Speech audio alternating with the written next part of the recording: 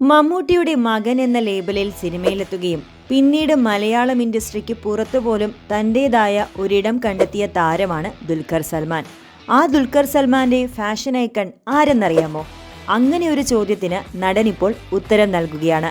അത് മറ്റാരാകാനാണ്, മമ്മൂട്ടിയല്ലാതെ. എനിക്ക് ആകെ ഒരൊറ്റ ഫാഷൻ ഐക്കണേ ഉള്ളൂ. വളരെ ചെറിയ പ്രായം തൊട്ട് കാണാൻ തുടങ്ങിയതാണ്.